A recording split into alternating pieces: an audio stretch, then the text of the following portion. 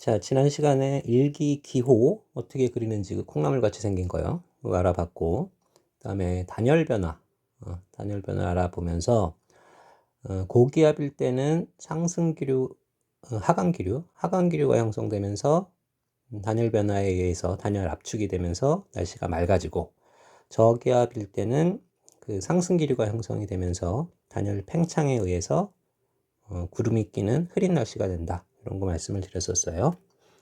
그래서 뭐 지난 시간에 더 같이 보고 끝냈으면 더 좋았을 뻔했는데 지금 교과서에 보시면은 그 동일한 시점에 일기도와 딱요 일기도를 작성한 기준시 시간 그 시간에 찍은 위성 영상 가시광선 영상이네요.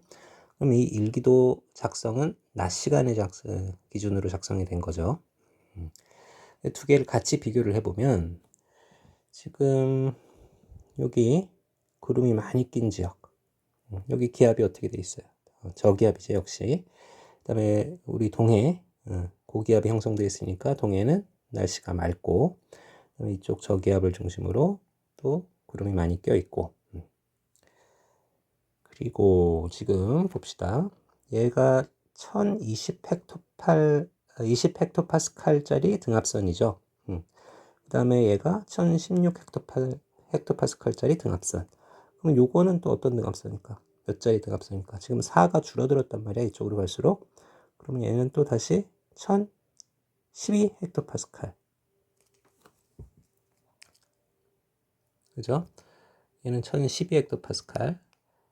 그러면 얘는 1008 헥토파스칼. 얘는 1004 헥토파스칼 등압선이 되겠죠. 이따가 얘기를 하겠지만 이렇게 등압선이 형성이 되면은 여기가 요 동그라미 친 부분이 주변에 비해서 기압이 낮잖아요. 그래서 여기도 저기압 중심이 되는 거지. 저기압 중심. 그래서 여기서 보시는 것처럼 이쪽에도 구름이 많이 껴 있다. 그런 걸 확인할 수가 있다라는 거예요.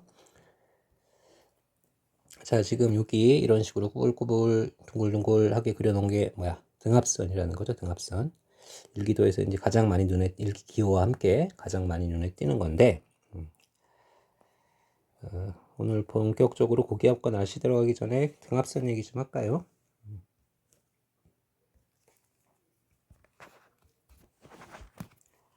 자, 등압선.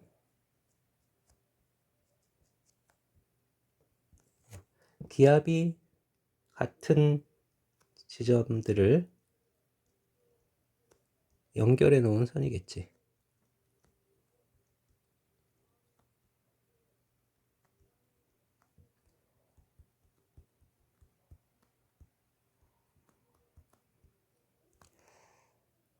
그래서 등압선은 1000 헥토파스칼 등압선을 먼저 그리고 그다음에 일반적으로는 여기서 4 헥토파스칼씩 올라가면서 그리고 또 4 헥토파스칼씩 내려가면서 그리고 이렇게 그려요. 그러니까 무슨 소리냐면 등압선 그러니까 뭐 필요에 따라서는 2 헥토파스칼 간격으로 그리기도 하는데 일반적으로는 4 헥토파스칼 간격. 그래서 996 헥토파스칼짜리 등압선을 그리겠죠. 이거보다 1000보다 4 낮은 거. 그 다음에 만약 더 압력이 기압이 낮은 데가 있다면 992 헥토파스칼짜리를 그리겠지.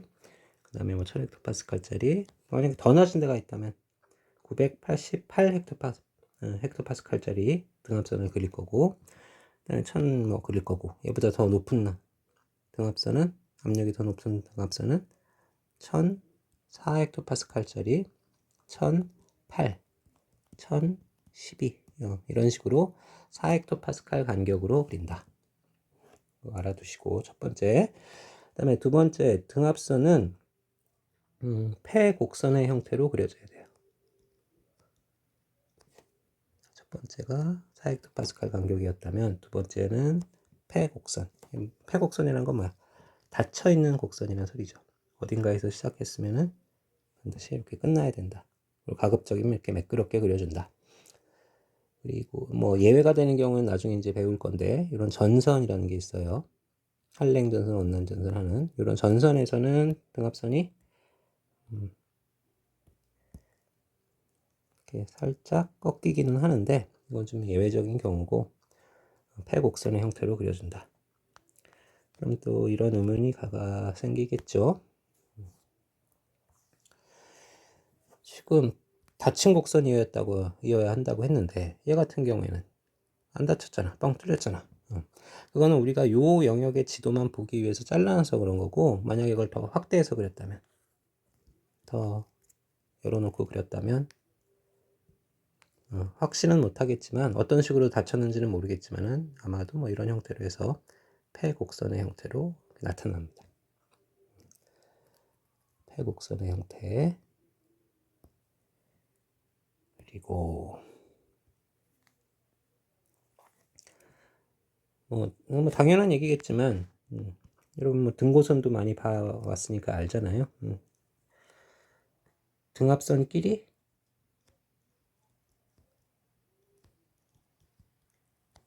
교차하면 안 되겠죠. 무슨 소리야? 가령 뭐 1020 헥토파스칼짜리 등압선이 이렇게 그려져 있는데, 그래서 이제 1016 헥토파스칼짜리 등압선을 그릴 거야. 그리다 보니까 이렇게 됐다. 그러면 요 지점은 기압이 1020이라는 소리예요? 1016이라는 소리예요? 말이 안 되지. 그러니까는 그 다음에 1016인 지역이 20인 지역을 넘어갈 수는 없겠지. 그래서 이런 식으로 교차하지 않게 그려줘야 된다. 그 다음에 또 알아두시면 좋은 거, 등압선 간격이죠.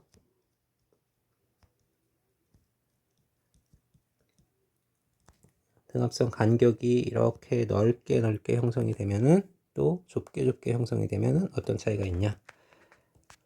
넓게 형성이 되면은 바람이 뭐 예를 들어서 이렇게 봅시다.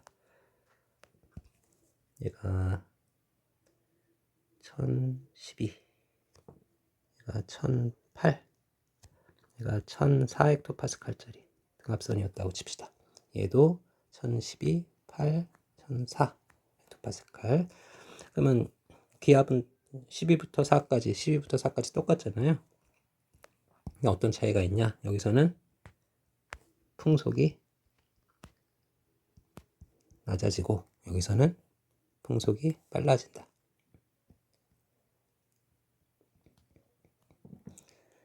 뭐 등고선 생각해 보시면 되죠. 등고선도 이렇게 촘촘하게 그려지면은 경사가 더 가파른 거고, 이렇게 널찍널찍하게 그려지면은 경사가 더 완만한 거고, 이거를 뭐 수식으로 풀어서 하는 거를 해보고 싶으시면 지구과학 2를 수강하시면 됩니다.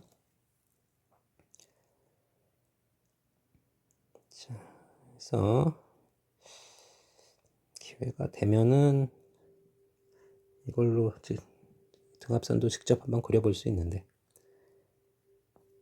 예전에 수행평가를 쓰던 거 있는데. 자, 그 다음에 고기압과 날씨. 자, 일단 고기압은 정체성 고기압이라고 하는 것하고 이동성 고기압이라는 걸로 나눠진다.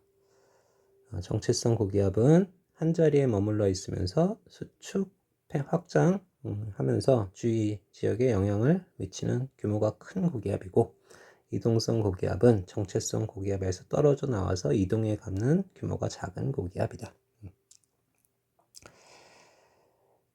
그래서 이거를 기단이라고 부르는데요. 기단의 정의는 넓은 범위의 지표면과 오랫동안 접촉해서 기온과 습도가 지표와 비슷해진 거대한 공기덩어리.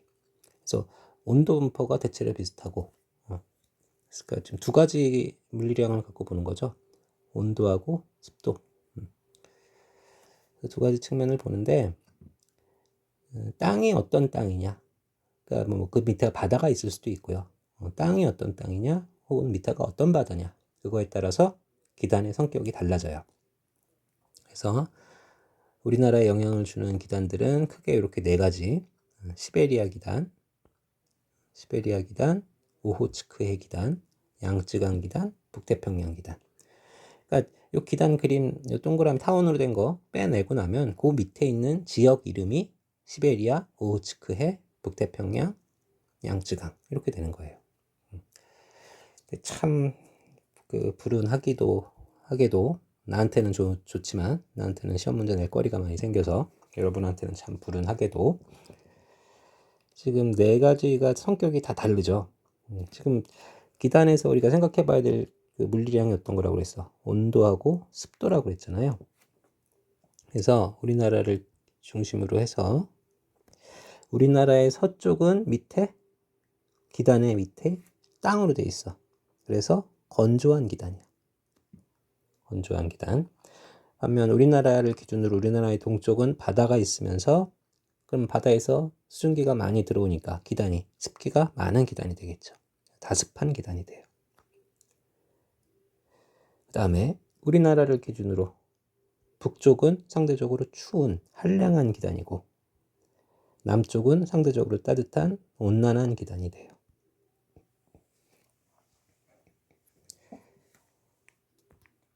자, 그래서 지웠다가 다시 해보면 여기다 그냥 할까?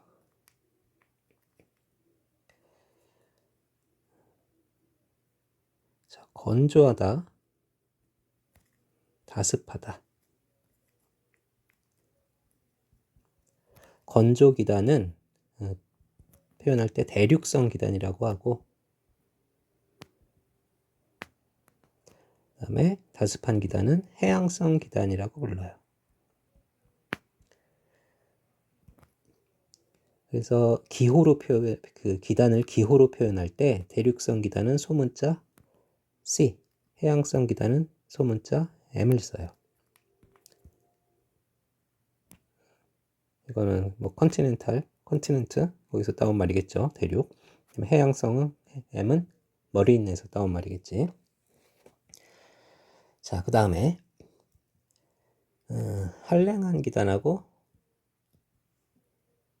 온난한 기단. 한량한 기단은 기호를 쓸 때 그냥 한량 기단, 온난 기단, 대륙성, 해양성 이런 표현은 따로 없고요. 한량한 기단은 기호를 쓸 때 대문자 P를 씁니다. 자꾸 D자처럼 보이죠? P를 써요.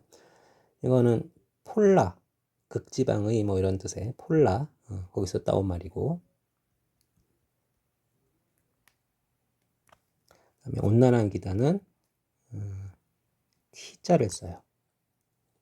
여러분들 그 과일 통조림 보시면은 열대 과일이 주로 많잖아요. 트로피칼이라는 말 쓰죠. 거기서 따온 말이에요. 그래서 우리한테 영향을 주는 건 다 있어.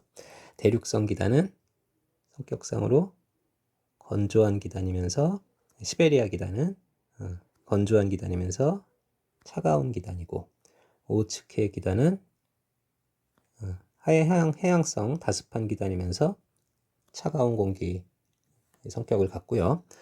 양쯔강 기단은 건조한 기단이면서 온난한 성격을 갖고 북태평양 기단은 해양성 기단이면서 다습한 기단이면서 따뜻한 성격의 공기를 갖고 있다.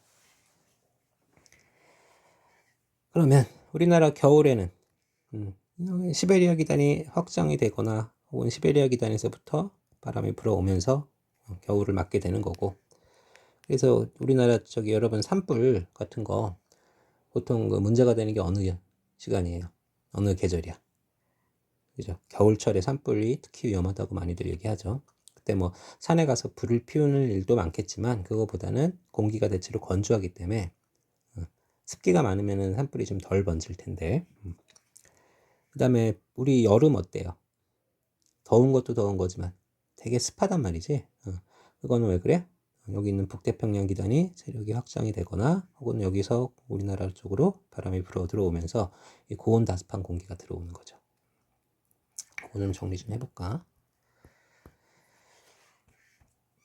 자, 우리나라에 계절이 몇 개가 있습니까? 뚜렷한 사계절이 있다라고 얘기를 하죠. 근데 실질적으로는 여름하고 겨울밖에 없죠. 여러분 특히나 이제 조만간 군대에 가시면 나는 갔다 와서 아무 걱정 없지만 군대에 가시면은 혹독한 여름과 혹독한 겨울을 눈 치우다가 조금 지나서 제초 작업이라 그러죠. 잡초 베는 작업 하다가 이제 좀 한숨 돌린다 싶으면 또 눈 치워야 되고. 자, 그런데 계절이 두 개밖에 없으면 시험 문제 내기가 좀 그렇잖아. 그죠? 그래서 우리나라의 계절은 봄이 있고 초여름이 있고요. 그 다음에 본격적인 여름이 오고 그 다음에 늦여름이라고 그래야 되나? 여름에서 가을 넘어갈 때 태풍이 불어오고요. 그 다음에 이제 다시 가을로 넘어갔다가 그 다음에 겨울이 오죠. 몇 개야? 하나, 두 개인데 이건 뭐 성격이 비슷하니까 하나를 묶고 하나, 둘, 셋, 넷, 5개. 이렇게 나누어 생각을 하셔야 된다. 그러면 각 계절에 영향을 주는 기단들은 어떤 기단들이냐? 여기서 말하는 초여름은 장마철을 얘기해요. 장마. 그래서 봄하고 가을에는 주로 양쯔강 기단이 영향을 주고, 그 다음에 뭐 오호츠크의 기단도 살짝 영향을 추가로 보조적으로 주고요. 그 다음에 초여름 장마철에는 오호츠크해 기단 먼저 할까? 북태평양 기단과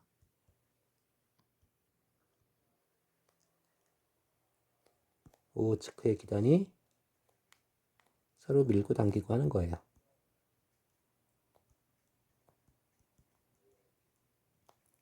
그다음에 여름에는 이제 북태평양 기단이 사그라들면서 본격적으로 오호츠크해 기단이 사그라들면서 북태평양 기단이 영향을 주고 그다음에 아까 우리나라 주변에 그 4개의 기단은 아니었지만 이건 나중에 뭐 태풍 배우면서 얘기가 자연스럽게 나올 거죠. 태풍 자체는 저기 적도 부근에서 만들어져요. 그래서 이거는 적도 기단이라고 생각을 해야 돼요. 기본적으로 그러니까 북태평양 기단의 영향권에 있는데 그 태풍 그 덩어리만 적도 기단에서 만들어져서 올라온다. 이렇게 생각할 수가 있어요. 근데 그건 뭐 나중에 이제 태풍 우리 다시 배울 거니까 그때 얘기를 합시다. 그다음에 겨울이 되면은 시베리아 기단의 영향을 받는 거지. 또 계절별로 조금 기억을 해 두시고요. 교과서 보면서 얘기를 이어갑시다. 저것도 해야 되는구나. 그 다음에 정체성 기단들, 고기압들 형성되는 거를 조금 말씀을 드리면 지금 이거는 여기서 할 건 아닌데 어떡하지?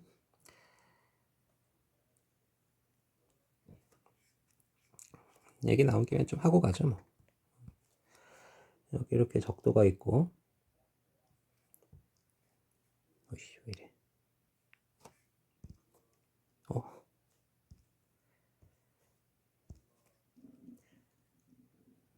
적도가 이렇게 있고요.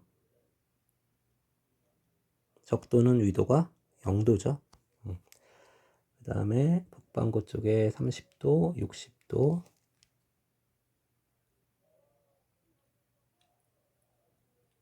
그 다음에 여기가 위도 90도, 북극이죠.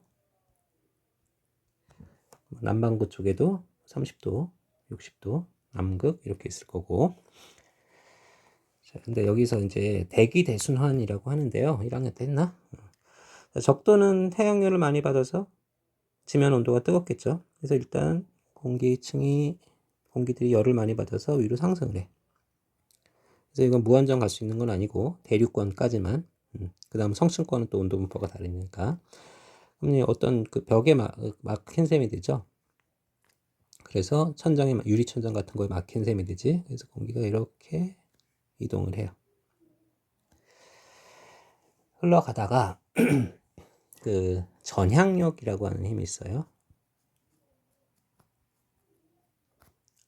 이것도 뭐 얘기하려면 한이 없는데 언젠가 하긴 해야겠다.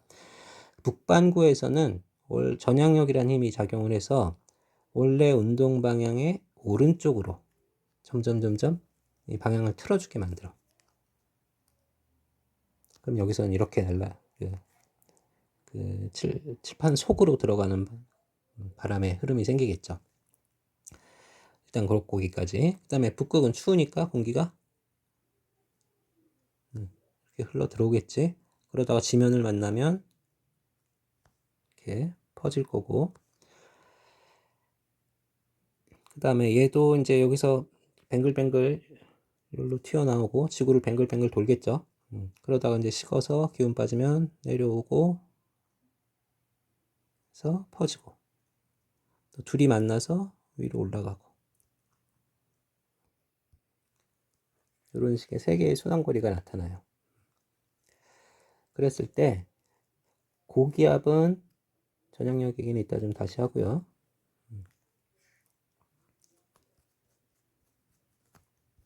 하강기류가 형성된다 그랬잖아요. 그러면 지금 여기서 봤을 때 고기압이 형성되는 데가 어디야? 지금 적도 부근은 상승기류니까 저기압일 거고 위도 60도 부근도 상승기류니까 저기압일 거고 위도 30도 부근에 고기압, 그 다음에 북극 90도 부근에 고기압 이렇게 형성이 되겠죠. 그랬을 때 저 두 고기압이 조금 달라요.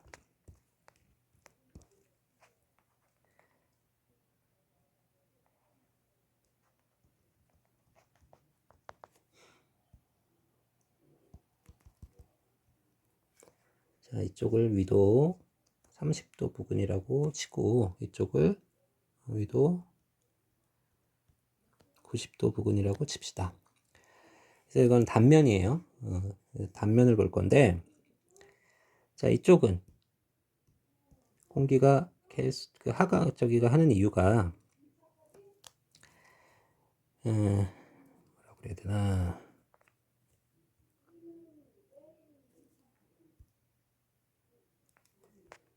중심부가 여기는 상대적으로 저온이죠. 주변부에 비해서도 여기는 상대적으로 뭐 고온이라고 볼 수가 있겠지. 아주 춥지는 추운 동네는 아니잖아요. 그리고 그러다 보니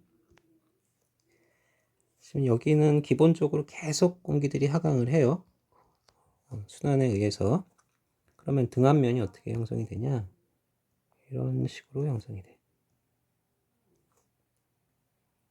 이런 식으로. 다시 말해서 무슨 소리냐면 여기를 이렇게 잘라놓고 봤을 때 가령 얘가 1000헥토파스칼짜리 등압선이고 얘가 950짜리라고 칩시다. 하늘로 올라가면 기압이 낮아지니까.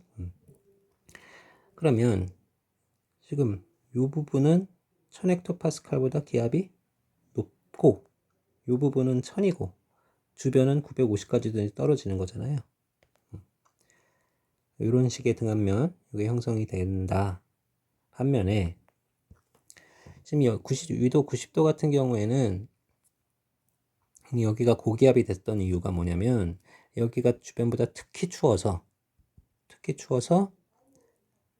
공기가 움츠러든 거란 말이죠. 여기 있던 공기들이 이렇게 모인 셈이란 말이죠. 그러면 등압면이 어떻게 형성이 되냐? 여기는 이런 식의 여기랑 위도 30도랑 같은 식으로 형성이 되는데 지금 여기 있던 공기들이 밑으로 내려왔잖아요.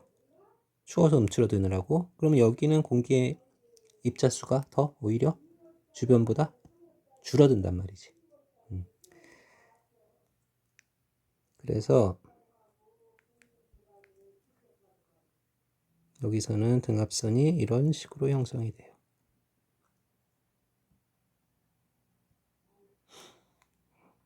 그 이유는 아까도 얘기했지만 여기 있던 공기들을 다 밑으로 추워서 움츠러들면서 뺏겼기 때문에. 뺏겼기 때문에 여기는 어떤 되게 그 순환에 의한 이런 순환에 의한 공기의 흐름, 공기가 계속 내려오는 거고, 여기는 공기의 순환이 좀 약하면서 확 쭈그러들었기 때문에 그래서 얘네 위도 30도에 이런 식으로 계속 그 볼록하게 형성된 다 등압면이죠. 등압면을 이렇게 단면을 자른 거지. 얘를 키 큰 고기압이라고 하고, 얘를 키 작은 고기압 이렇게 부르기도 해요.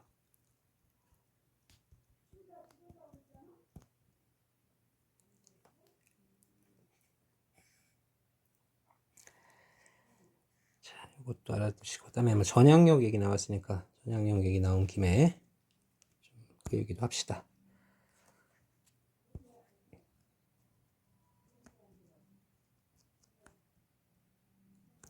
전향력은 가상의 힘이에요. 실제로 있는 힘은 아니고 우리 눈에 그렇게 보여지는 힘이야. 그래서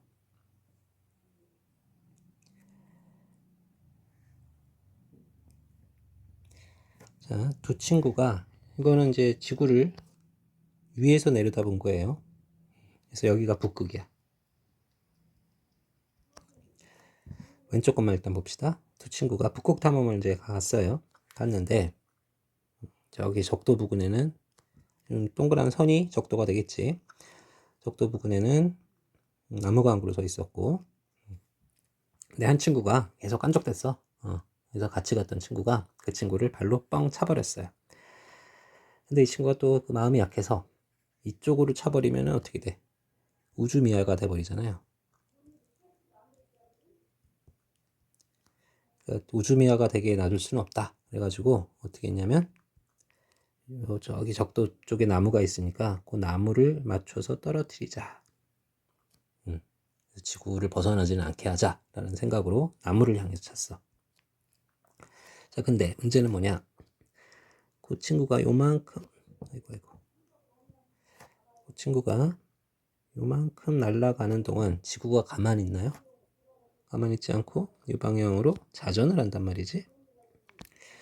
그러면 이 나무가 그대로 있는 게 아니라 이만큼 움직여 갈 거예요. 그 다음에 또 이만큼 날아가는 동안 지구가 가만히 있나? 또 자전을 하겠죠. 연속적으로. 그래서 여기 왔을 때는 나무가 없어서 우주미아가 돼버리는 거지. 자, 요 광경을 우리가 우주선을 타고서는 보면 그 친구가 날아가는 거는 직선 운동이고, 그다음에 지구는 지구대로 자전을 해서 나무는 나무대로 이렇게 원운동하고 이렇게 보여요. 근데 우주선이 아니라 지구 안에서 보면 나무가 움직이는 거를 우리는 인지하지를 못한단 말이죠. 축구장, 운동장에 있는 축구 골 때 그거 움직이는 거 인지 못하잖아요. 그래서 어떻게 생각이 드냐면 여기에 나무는 있고 그 날아가는 친구가 나무로부터 점점 오른쪽으로 오른쪽으로 이동해서 날아가는 걸로 보여져. 왜 이러지? 이렇게 이동해서 날아가는 걸로 보여져. 그랬을 때 이렇게 보조선을 그리면 지금 요 힘을 벡터로 분해를 하면은 이 방향의 힘과 이 방향의 힘으로 나눠서 생각할 수가 있는 거잖아요. 그랬을 때 이 방향의 힘은 이 친구가 깐족돼서 꼴 보기 싫어가지고 발로 뻥 차버린 그 힘이야. 근데 이 방향의 힘은 실제로 있는 힘은 아닌데 마치 이 친구의 날아가는 궤적을 휘어지게 만들어주는 가상의 힘처럼 보여진단 말이죠. 그래서 실제로는 없는데 있는 것처럼 보여지는 요 힘, 요거를 전향력이라고 불러요.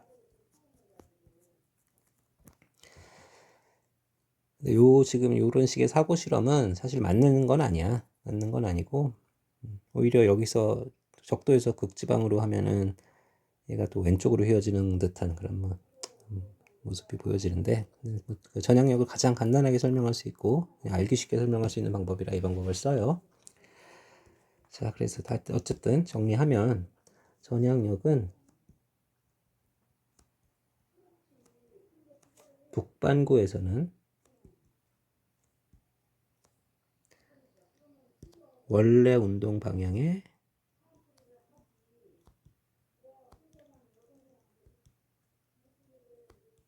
오른쪽으로 작용을 하고,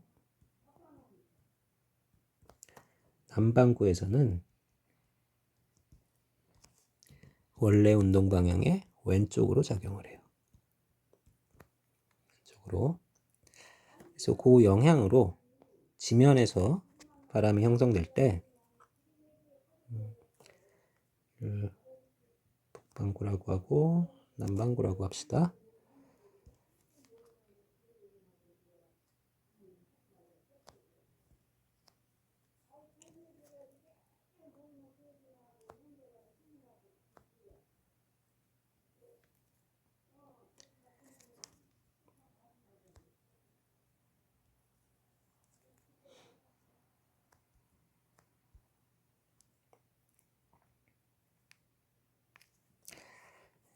가운데 동그라미가 좀 이상하게 됐네. 그래서 북반구니까 빨간색 쓸까요? 얘를 고기압이라고 하고요. 얘를 저기압이라고 하고, 남반구니까 파란색, 얘를 고기압이라고 하고 얘를 저기압 중심이라고 하면 바람이 어떻게 부냐면, 북반구는 무조건 가운데서 바깥으로 나갈수록 오른쪽으로 꺾어줘요.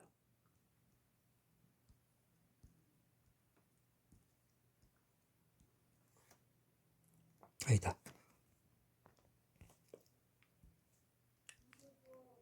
바람의 방향, 궤적을 나타낼 때 일단 바깥으로 나가면서 오른쪽으로. 저기압도 마찬가지예요. 바깥으로 나가면서 오른쪽으로.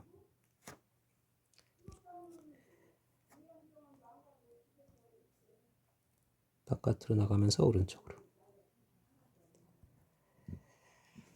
근데 고기압은 중심부에서 바깥으로 바람이 빠져나가는 바람이죠.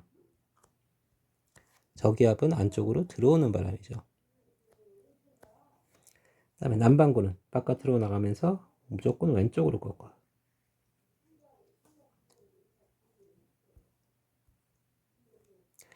고기압은 바깥으로 나가는 바람이 되고, 저기압은 안쪽으로 들어오는 바람이 되고. 그래서 바람의 방향이 어떻게 돼? 북반구 고기압은 시계 방향이 되고, 북반구 저기압은 반시계 방향이 되고, 그다음에 남반구 고기압은 이렇게 도니까 그다음에 전체적으로도 이렇게 도니까 반시계 방향이 되고, 남반구 저기압은 시계 방향이 된다. 그러면 또 이제 얘기가 달라지지. 남반구에서는 전형력이 운동 방향의 왼쪽으로 작용한다면서요. 근데 얘는 오른쪽으로 꺾였잖아요. 자, 그런 거는 정확한 요 전형력이 어떻게 작용해서 바람 방향이 어떻게 형성되나 이런 것들은 지구과학 2에서 다시 다루게 될 거예요. 일단은 지금 우리는 이렇게 외워만 놉시다. 자, 그래서 저를 봐야 되는데 왜 안 넘어갈까?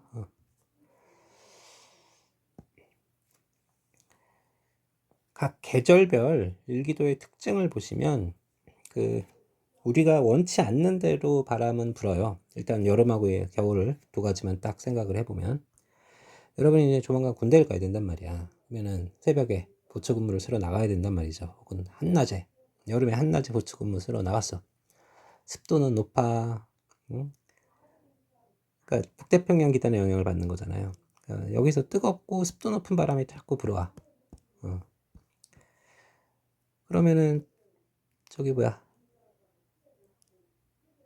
어차피 근데 초소라는 데가 뭐 에어컨이 있을 수도 없고 선풍기도 있을 수도 없단 말이죠. 아무것도 없어요, 그냥.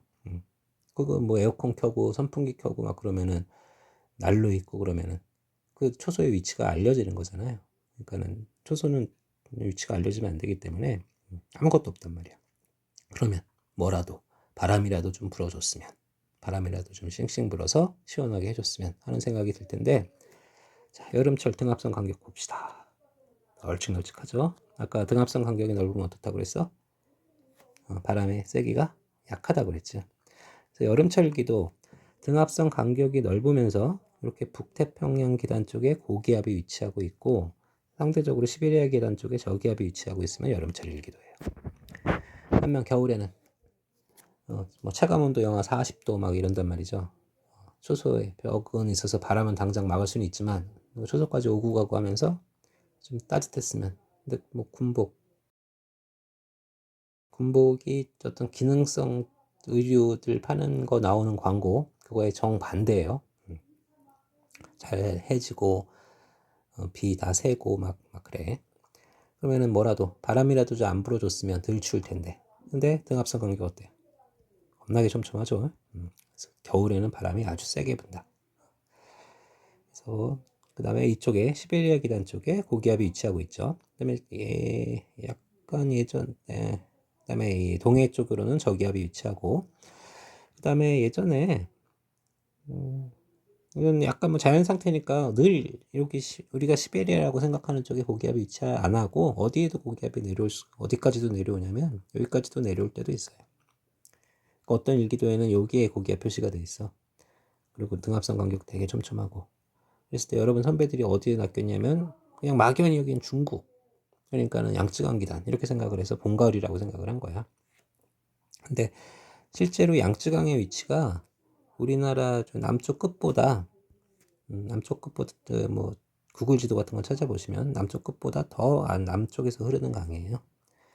그래서 때에 따라서는 시베리아 기단의 고기압 위치가 여기가 아니고 우리나라 한 북한 정도까지 내려와서 형성되는 경우도 겨울철 일기도다. 등압선 간격이 유난히 촘촘하다면 그렇게 생각하시면 되고, 봄, 가을 일기도의 특징은 이렇게 정체성 큰 고기압이 아니라 작은 고기압들이 여러 개가 나타난다. 그러면서 이렇게 나중에 이제 배울 건데 온대저기압이라고 하는 거 이런 게 나타나기도 하고요. 그다음에 고기압과 이동성 고기압 사이는 상대적으로 저기압이죠. 그래서 이런 데서는 사실 날씨가 좀 흐릴 수도 있어요. 날씨가 변덕을 많이 자주 부린다. 일단 이렇게만 알아두시고요. 나중에 이제 전선이라는 거 배우고 그러면은 또 태풍도 또 배울 거고 온대저기압이라는 것도 배울 거니까 전선이라는 거 일단 그거부터 배우고 나면은 초여름 장마철 일기도 그것도 어떻게 생기나 그것도 더 추가로 알아보도록 합시다. 오늘 이런 얘기 저런 얘기 하느라고 수업이 진도가 많이 못 나갔는데 오늘 일단 여기까지 하겠습니다.